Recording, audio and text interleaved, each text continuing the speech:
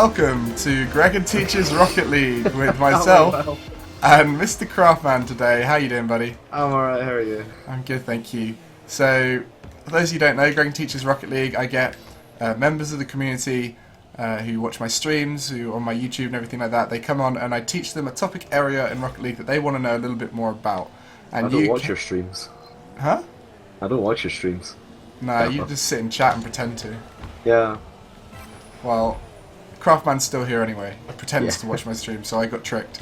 But what's the topic area you want help with? I've been trying to improve my sort of ball control, so dribbling and faking and all that.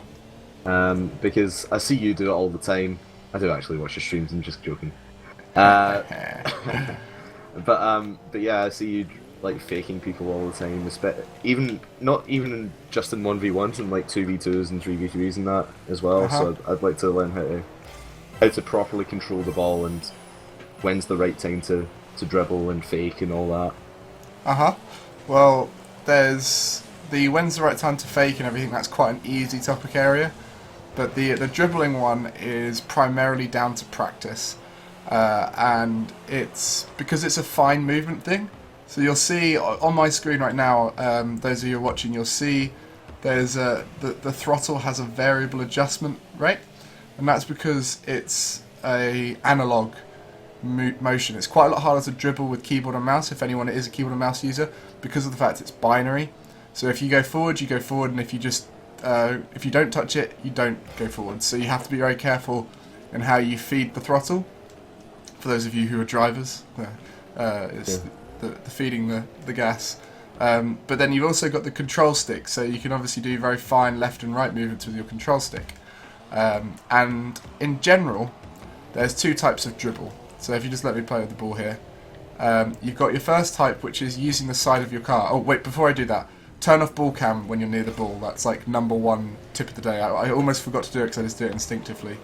And that way you can see your orientation of your car compared to the ball a little bit more, because the ball should always be in shot, but you want to see your car more so in this, because that's the one that's got the finer movements.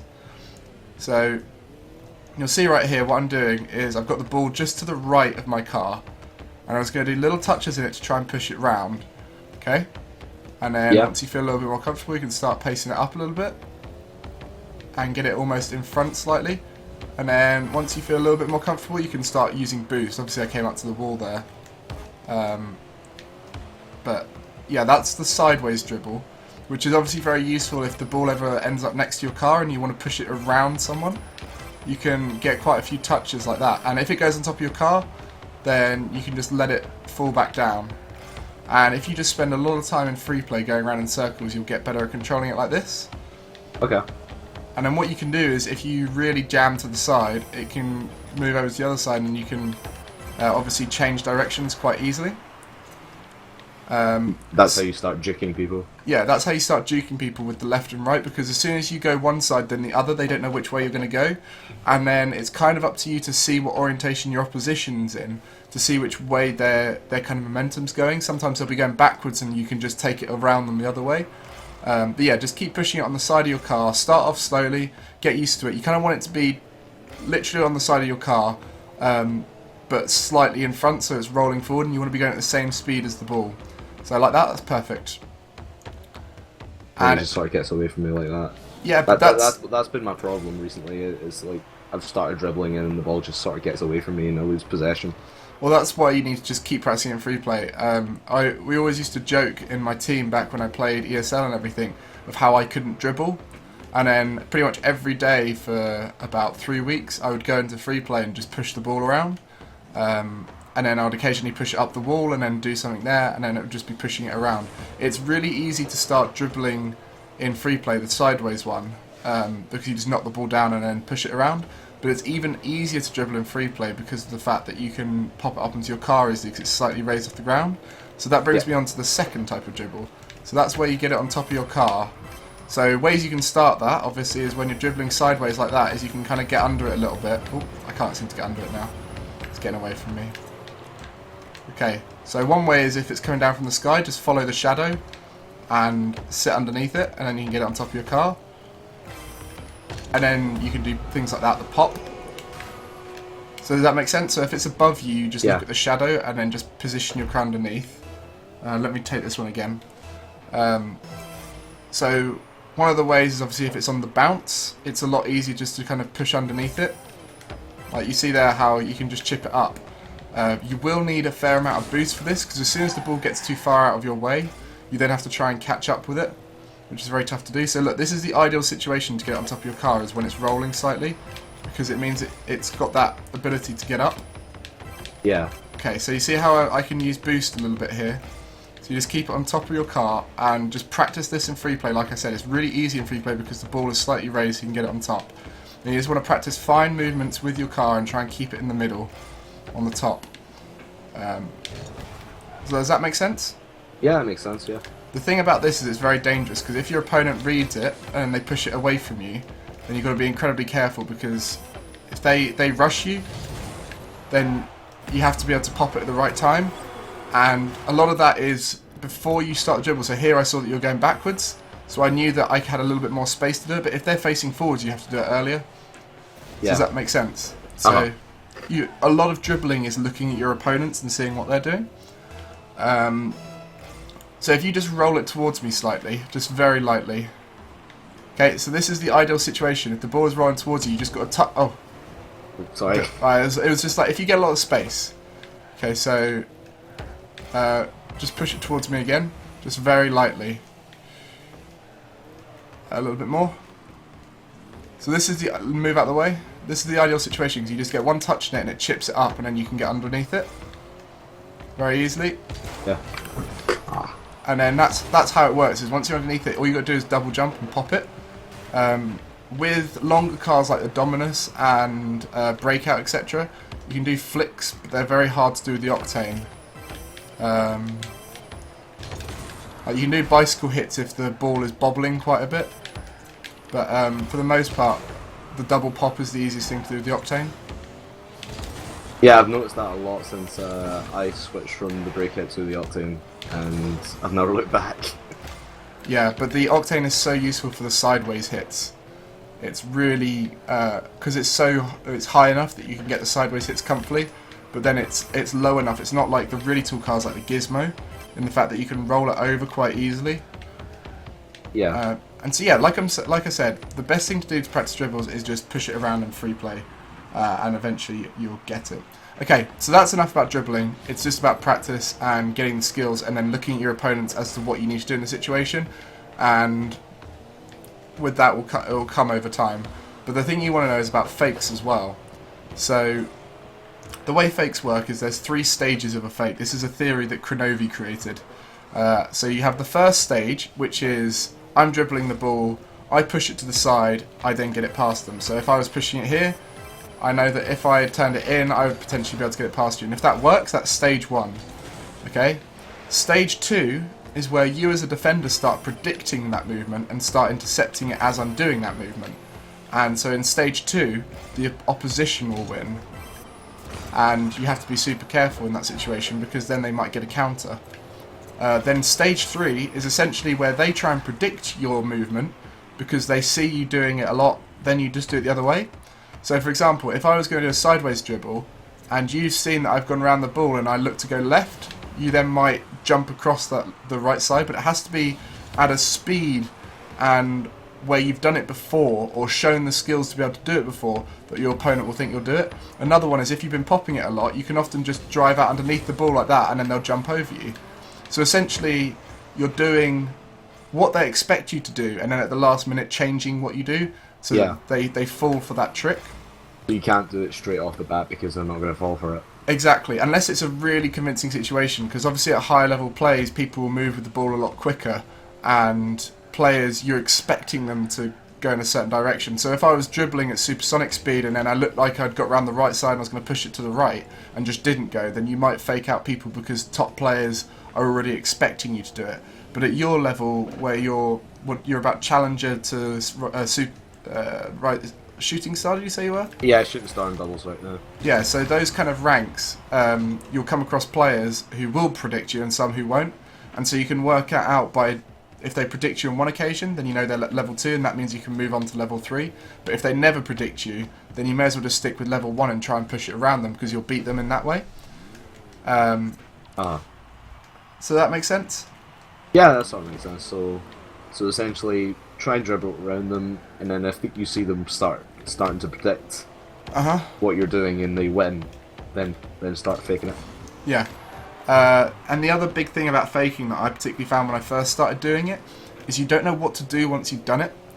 Because, for example, say you're on the left side of the ball. Right, say I'm on the left side of the ball here, and I'm planning to fake you to the right, so I do a little bit of movement towards it like that. So that's another thing, when you're faking you can do little movements towards the ball, and then I'm stuck on the left side of the ball, and especially if it's moving slowly, you've then got to back off and go forward. And in something like 2s or 3s, or maybe even 1s if they're good enough, you'll be stuck by the ball and not be able to do anything with it. So the best time to fake is when you feel like you can follow it up afterwards. So if the ball's rolling pretty fast and you're on the left side of it, you can then just afterwards push it forward. So you'll find when you do fake that you'll get lost afterwards as to what to do, and it might not work, but as long as the fake works, then that's what matters. Yeah. That makes sense. Yeah. The last thing about faking is using boost effectively can often trick people, because boost is very visual and you can hear it as well. So if I'm moving with the ball quite slowly here, and then last minute I do that, it's going to turn your car. So if I do that, it's going to turn your car towards the ball. Yeah, because it looks like you're going to launch it over this way where you just stop before it. Yeah, and so you can often fake people out with that. Then over here and you've got a free net. Yeah, and often those situations, because of the fact you're stopping before it as well, from where you boosted and then stopped, you can actually just fake them out and then have the ball roll towards the net still, and you've got really easy access afterwards. But again, all of this just comes down to control. Like, you've just got to keep practicing moving it on the top of your car, keep practicing moving it on the side in free play. And the more you do that, the better you'll get. Same with wall hits. Just sit in free play between games. But anyway, without further ado, should we go into a 1v1? I think we should. Okay, so rather than going online and playing, I thought we'd do a dribble off. So to start with, I'll give it to Craftman. He gets time to practice with it. I have to retreat back to my goal, and he gets a chance to dribble me.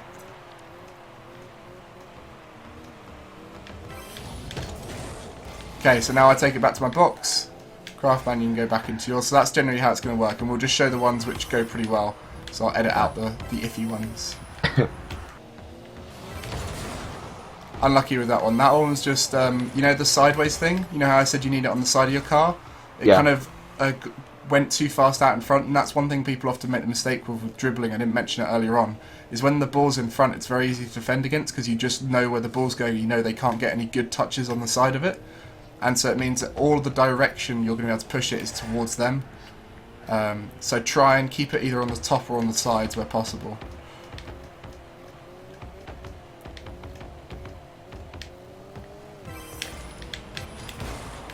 Or I went a bit too early on the fake there because you were very passive.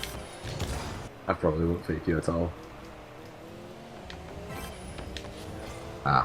So remember, try and use your boost to outplay your opposition. So there you were going slowly, and then I kind of chased up on you, and that's the point where you can really boost it away from them, because they're going to have all their momentum going towards you, whereas you can get it going another way. I want to go on the top again. I always seem to go on the top. It's amazing. It's really hard to dribble against a really passive player. Like in a game, it's kind of like they're kind of moving a bit fast. There we go.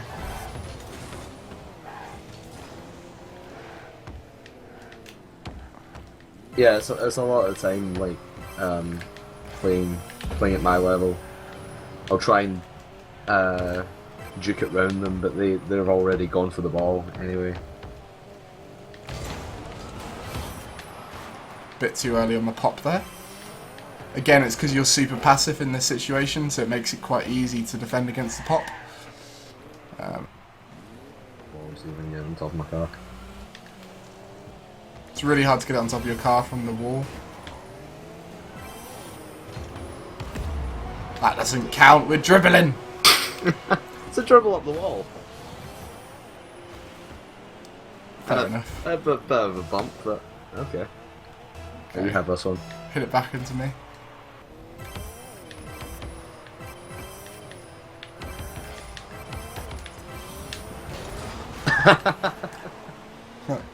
When a dribble fails, go for the demo. Shame I didn't get you. Oh. Well. Okay, so well, this one's going to be the one. So I've got it on the side. Oh! Yeah, there we go. So what happened there is I got around the left side of the ball, took it across, and then got underneath it to the right side. And instantly your car was vulnerable on that side, so you had to turn and jump towards it. And because I popped it as well, it meant that you not only had to change direction, but you had to change height. So it made it quite tough for you. I'll push it down to your half. So that's where the left and right comes in. You can often then like combine the left and right thing with a pop. And a lot of players do that, is they kind of do like a little flick on it on the left and right thing. So you can try that one if you get the left and right working. Almost, it just got in front of you. Again. That's probably the hardest thing to control, is not letting it get away from you. And that's about using your boost and managing it to keep up with the ball. Oh, feels bad for it, man. You see how much harder it is to defend against a fast dribble? Like when I was... You're just all over the place, I have no idea what you're doing, and then just got feels backflip. Yeah. I think part of me flipping backwards there is because I had no idea where you were going with it. Uh-huh. And I was just trying to predict my own movements. Uh-huh. And just held on a little bit too long. Okay. Oh, almost. That was fakey with backflip. No, I think it was just like you almost got the hit on it that you needed to pull me out of the game. Yeah. So the good thing about dribbling is when you've got a lot of space, you can do it. So if you see your opposition retreat quite a lot. Almost. You see how it was bobbling? You want to try and get it as close to your car as possible so that it doesn't bobble, because that's when it gets hard to judge. Because the spin of the ball will send it away from you. So you see how low that is on my car? It was a lot easier to control it.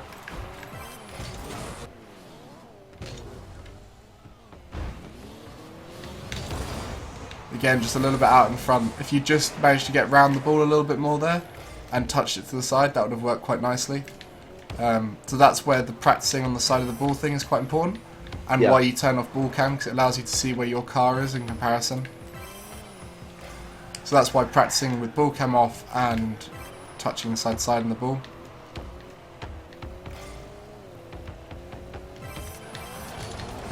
Yeah. That's another thing I was going to say as well, is if a dribble goes badly, the best thing to do is just get to the other side of the ball from your opposition and just kind of try and block it, and you'll be surprised how many times you win it. It's the same with fakes as well. When you're faking, if you just sit on the side of the ball, you can often outplay your opponents just because they hit it into you. There we go. I ran out of boost. Yeah, that's the hard thing about the sideways dribbles. Remember as well, try not to dribble it away from the goal, because it makes it very easy to defend, because it just closes down the angle for you. You should try and... I'll try and do it here. If I were to be pushing this across to that side, then this is the point where I can cut and like do the flips and stuff. Obviously the flip there wasn't particularly good. It would be in a doubles game, that would be a great flip. But try and, if you're going to cut it across, try and have it cut across towards the net. So kind of push it diagonally across the goal and then cut back.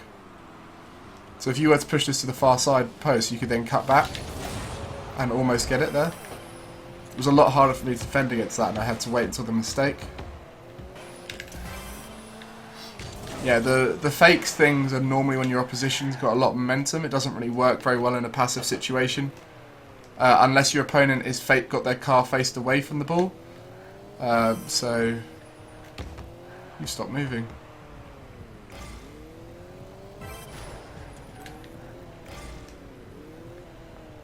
He's dead. It's our chance to score! Oh no, we messed it up.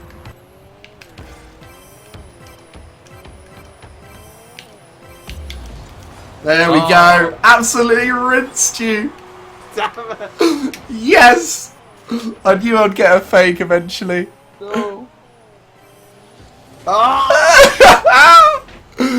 Yes! And I'll just explain why that worked. Because you know that I do the left-right thing. You saw that I scooped it up to the right, and then I went into it from the left side, boosted towards it, and it made you think it was going to come back that way. Yeah, I thought you were going to flick it back the other way. And because I did it so fast as well, it meant you had to react instantly, so fakes don't work well at slower speeds. Anyway, I think that'll do. So, we've given you some ideas of dribbling, right? And to explain when you should fake it and all that kind of thing.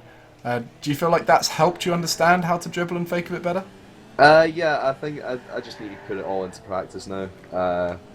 Work on the dribbling first, and then the fakes will come in time. Exactly, yeah. You don't want to be able to fake when you can't dribble convincingly, because faking is essentially where you've got a skill that's really good, and then your opposition believes that you're going to do it again, and then you can do the opposite, which is leaving it.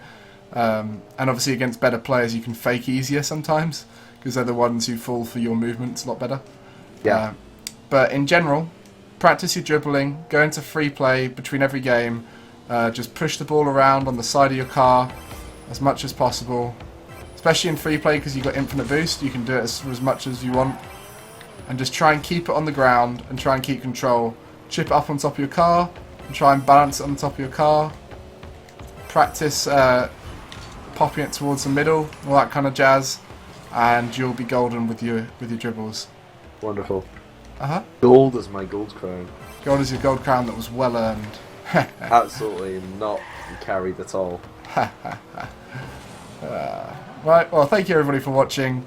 If you want to be part of this, be sure to pop up to streams. It's normally when I pick up on people and tell them they can join in. I did have the form, and I will be using that to help myself decide from ages ago. But thanks again for watching, and see you later. Goodbye. Bye.